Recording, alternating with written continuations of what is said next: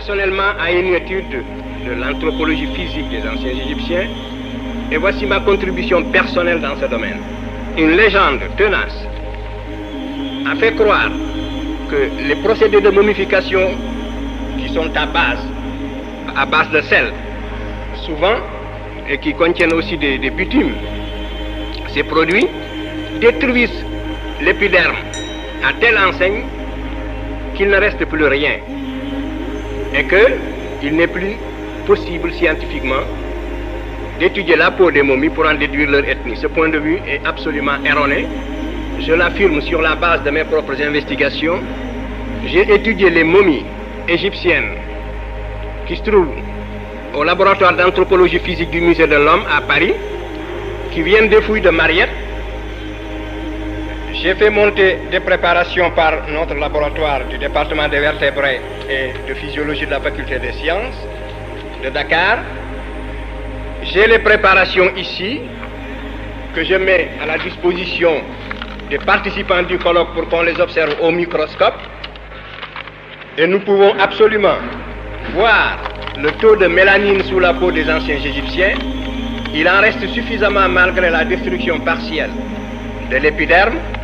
Dans la région qui sépare le derme et l'épiderme, il y a des inclusions des bases des cellules des mélanocytes en quantité suffisante pour révéler un taux de mélanine absolument absent chez les races leucodermes. Et j'ai voulu dès l'an dernier appliquer cette étude aux momies royales de Ramsès II, de Séti Ier et de Toutmose III. Depuis un an, j'écris au conservateur du musée du Caire, car il ne me faut pas plus d'1 mm², 1 mm² de peau, mais prise toujours dans la même région, et je n'ai pas eu ces échantillons, je le regrette. Par conséquent, c'est une étude très facile, accessible, qu'on peut faire.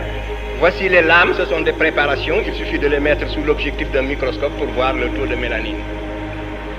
Alors, sur la base donc de mes propres investigations, que sont celles-ci, et jusqu'à ce que d'autres investigations viennent les contredire, j'affirme que le taux de mélanine qui est révélé au microscope, contenu même partiellement, et qui est la quantité résiduelle sous la peau des anciens Égyptiens, est absolument incompatible avec l'idée d'une race leucoderme. Voilà un fait. Ensuite, j'en arrive aux mensurations ostéologiques. Ce n'est pas pour rien que l'égyptologie a évité, bien que disposant souvent de squelettes entiers, de parler d'ostéologie. Mais il y a un grand savant allemand du siècle dernier, c'est Lepsius, justement, qui avait étudié les Égyptiens sous cet angle, qui avait carrelé l'Égyptien, ce qu'on appelle le canon de Lepsius, que tous les égyptologues connaissent. Le canon de Lepsius, justement, dit que l'Égyptien parfait est un négroïde. Le canon de Lepsius, et qui donne, mis au carreau, les proportions du corps de l'Égyptien parfait à les bras courts et négroïde ou nigricien. Pour ceux qui parlaient donc du terme négroïde et nigricien, voilà l'expression de Lepsius. Il a carrelé le type égyptien, il a fait la mensuration ostéologique, et c'est le caractère le plus permanent, justement, quand on veut distinguer un noir d'un blanc. Vous avez bien vu que les mensurations craniologiques ne permettent de distinguer que des types extrêmes, absolument extrêmes.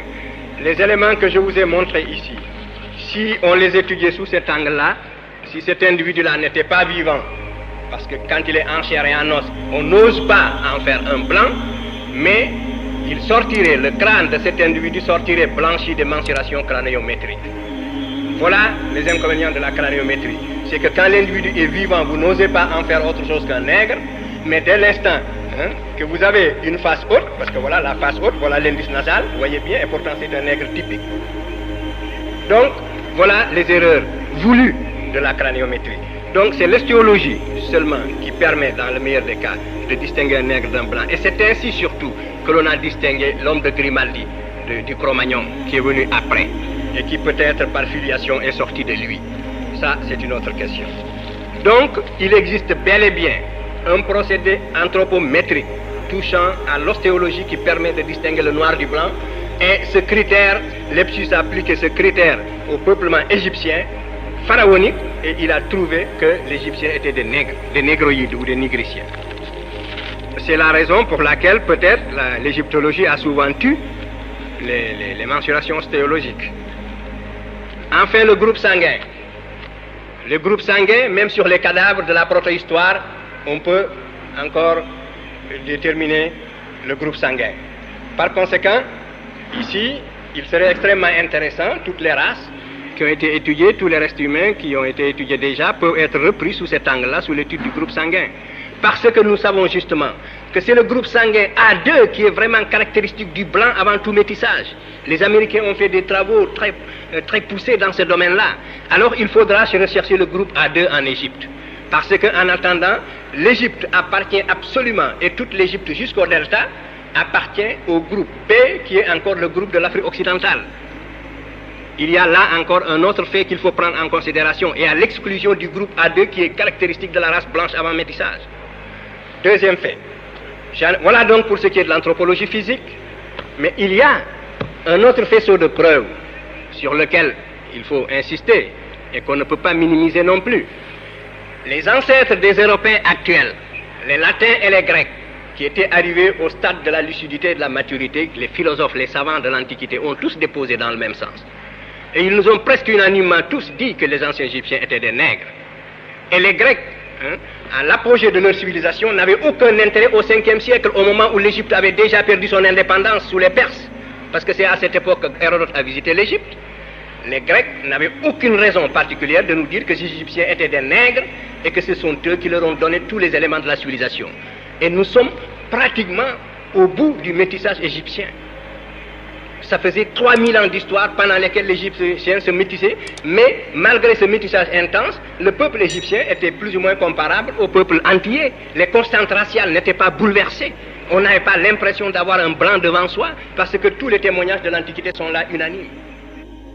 Donc, je passe, et j'en arrive à l'époque moderne, ce qui fait qu'en pleine époque d'esclavage, quand un savant français de bonne foi a visité l'Égypte, il n'a pas pu s'empêcher de pousser un cri. Il s'agit de Volney, qui a visité l'Égypte entre 1783 et 1785, et il décrit les Coptes. Tous ont le visage bouffi, l'œil gonflé, le nez écrasé, la lèvre grosse, en un mot, un vrai visage de mulâtre. J'étais tenté de l'attribuer au climat lorsque, ayant été visiter le Sphinx, son aspect me donna le mot de l'énigme. En voyant cette tête caractérisée de nègre dans tous ses traits, je me rappelais ce passage remarquable d'Hérodote où il dit « Pour moi, j'estime que les Colches sont une colonie des Égyptiens, etc. parce que comme eux, ils ont la peau noire et les cheveux crépus. » Et Volney dit plus loin « Quel sujet de méditation de voir la barbarie et l'ignorance actuelle des Coptes issus de l'alliance du génie profond des Égyptiens et de l'esprit brillant des Grecs, de penser que cette race d'hommes noirs, aujourd'hui notre esclave, est l'objet de nos mépris, et c'est là même à qui nous devons nos arts, nos sciences et jusqu'à l'usage de la parole, etc. Mais à cette déposition de Volney, immédiatement après le déchiffrement, donc vous voyez bien, je veux insister sur le fait que l'idée que les anciens Égyptiens étaient des Noirs était une banalité jusqu'au déchiffrement des hiéroglyphes. Et c'est à ce moment-là, avec l'apogée de l'impérialisme, qu'il était devenu inadmissible de continuer à penser ainsi. Et l'égyptologie est née en même temps. L'égyptologie a fourni en même temps qu'elle naquit un effort de négation pour gommer en quelque sorte, effacer l'origine négroïde. Et je n'en veux pour preuve que le témoignage du frère de Champollion le Jeune. Champollion le Jeune était un savant de bonne foi. Mais Champollion Figeac fait partie de ces savants qui ont falsifié sciemment l'histoire et qui ont écrit des choses qu'un vrai savant n'écrit pas. Champollion Figeac, voici sa déposition. Il dit, c'est très long, la peau noire et les cheveux crépus, ces deux qualités physiques ne suffisent pas pour caractériser la race nègre, et la conclusion de Volney relative à l'origine nègre de l'ancienne population égyptienne est évidemment forcée et inadmissible. La science devient normative. Qu'est-ce qui est inadmissible en science? En science, tout ce qui est prouvable est acceptable et admissible. Et voici désormais ce que nous trouvons, c'est inadmissible. Donc, c'est ce point de vue normatif qui existe, qui est à l'état implicite, à la base des conclusions. Il fallait, c'est comme si on avait honte de cette origine nègre en pleine période impérialiste, il fallait la gommer. Et tous les égyptologues sur l'origine des Égyptiens n'ont jamais donné des choses à partir de ce moment-là satisfaisantes. Je pense à Maspero, je pense à Bristed, je pense à toute l'égyptologie actuelle qui élude complètement le problème. J'en arrive aux Égyptiens vus par eux-mêmes. On a dit que les Égyptiens ne connaissaient pas leurs origines, je ne suis pas d'accord. Et voici ma raison. Les Égyptiens connaissaient parfaitement leurs origines et ils l'ont exprimé dans leur langue d'une façon explicite. Alors, Kem, ça veut dire noir en égyptien ancien. Et la formation d'un collectif en égyptien ancien consiste à mettre un T au singulier, à l'adjectif ou bien au substantif. Et c'est de cette manière qu'on a formé Kemt, qui veut dire le pays noir. Et c'est là que vous faites la confusion. Hein? Parce que Kemt, ça veut dire la noire, étymologiquement. Ça veut dire la noire, absolument. Kem, ça veut dire noir, c'est l'adjectif, et Kemt, c'est la noire. Mais les égyptologues avaient l'habitude de dire, puisque le déterminatif qui suit, c'est le déterminatif du pays, alors noir, la noire doit s'appliquer à la terre et non pas aux hommes. Mais ils ne discutaient pas pour savoir si Kemt étymologiquement signifie noir ou pas. Hein? Donc, Kemt signifie étymologiquement noir, c'est le terme le plus fort qui existe en égyptien ancien pour dire noir. Si vous en connaissez un autre d'ailleurs, dites-le moi, moi je n'en connais pas un autre. Bon, alors donc c'est le seul terme qui existe en égyptien ancien à ma connaissance pour dire noir. Et alors, étymologiquement parlant, et il est écrit avec un bout de charbon brûlé, prenez le Wörterbuch. Dans le Wörterbuch, c'est écrit avec un bout de charbon brûlé, non pas avec des écailles de crocodile. Alors, donc l'égyptologue disait qu'il faut l'appliquer à la terre noire à cause du limon et non pas aux hommes à cause du déterminatif. Alors qu'aujourd'hui, quand nous disons Afrique noire et Afrique blanche, nous savons que nous parlons des hommes. Alors, mais là où la position des égyptologues n'est plus défendable, c'est quand le même Kemt maintenant est suivi d'un déterminatif composé de l'homme, de la femme et des trois traits du pluriel. Et à ce moment-là, si on est conséquent avec soi-même, on est obligé de dire que cette fois-ci, noir s'applique nécessairement aux hommes qui suivent au déterminatif. Parce que le déterminatif a changé. Si le déterminatif est le pays, je veux bien que noir s'applique au pays, mais si le déterminatif ce sont les hommes, c'est l'ensemble du peuple d'Égypte symbolisé par l'homme, la femme et les trois traits du pluriel, alors on raisonne selon les mêmes critères, il faut avoir le courage intellectuel de dire que ce sont des nègres. Bon, et cette racine a proliféré dans les langues africaines. Cette racine veut dire noir, nègre également. En Wolof, nous avons aujourd'hui Khum, qui veut dire charbonné. Et nous avons Khemit en Wolof, qui veut dire ce qui a charbonné. Par conséquent, et nous avons un peu Kembu. Kembu. Et nous savons bien ici comment ce B peut être engendré, du point de vue purement linguistique. Kembu qui veut dire le charbon, un peu. Par conséquent, cette racine, Khemit, a proliféré dans les langues africaines. C'est la fameuse racine kamitique, le mot kamit sur lequel nous allons longuement discuter. Voici son origine étymologique. C'est le terme par lequel les Égyptiens anciens se désignaient et qui veut dire noir charbon. Et voici, mieux encore, les Égyptiens avaient encore un autre mot également, c'est toujours. Donc, il y a Kemkyu également.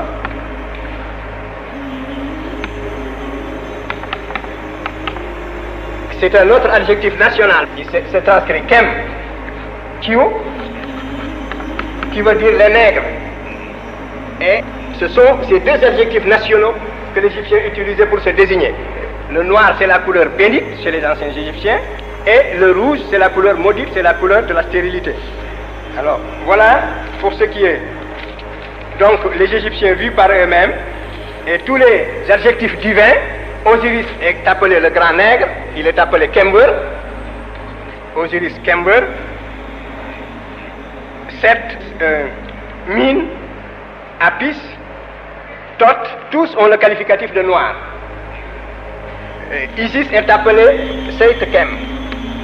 Seit Kem, qui veut dire la femme noire. Et Seit Khem en Wolof, dans la langue sénégalaise que je parle, Seit Khem veut dire l'épouse noire charbon. Vous voyez les formes africaines. Bon, alors maintenant, je voudrais juste par ces quelques exemples vous montrer que la parenté entre l'égyptien ancien et les langues africaines est une évidence que l'érudition moderne n'a pas la possibilité d'écarter. Ce n'est pas une hypothèse de travail, c'est un fait, parce que c'est une parenté de caractère généalogique. Je vais prendre juste le verbe égyptien que voici.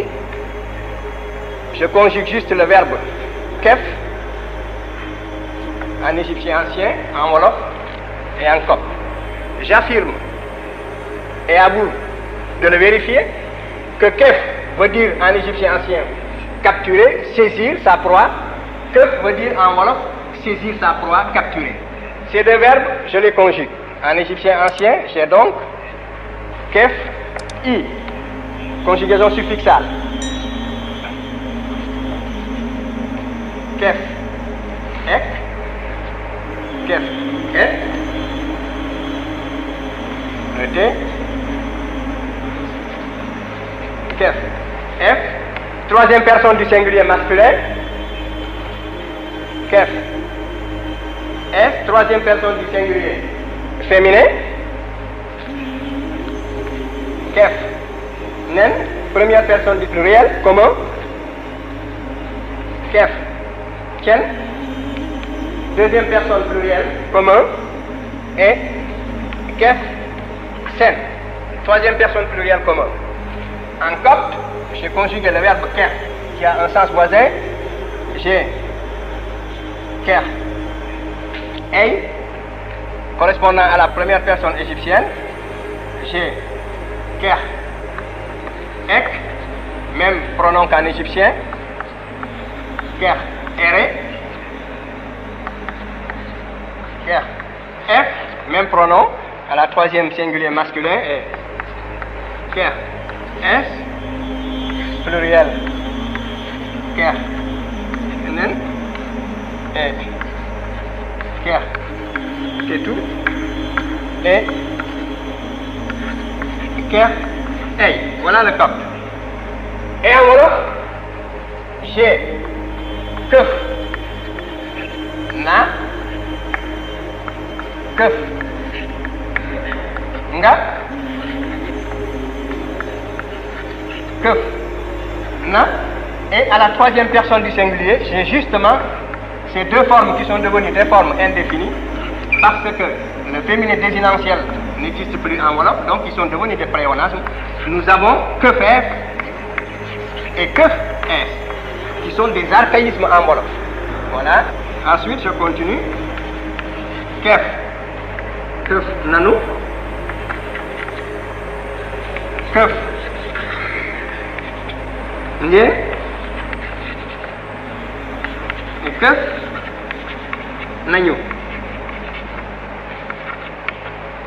Je dis que cette parenté elle est de caractère morphologique, et si ceci c'est le présent, vous avez la même conjugaison suffixale, les mêmes pronoms à peu de choses près, et pour la forme du passé, ceci est le présent. Pour le passé, dans les trois langues, vous mettez N.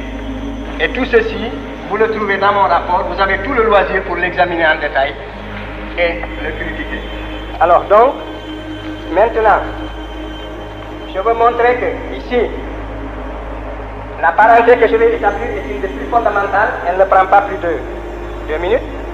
Il s'agit de la correspondance entre les déterminatifs égyptiens et les déterminatifs wolof. Le déterminatif pou en égyptien correspond à pou ou bien ipou. Je mets la forme avec le i prothétique entre parenthèses.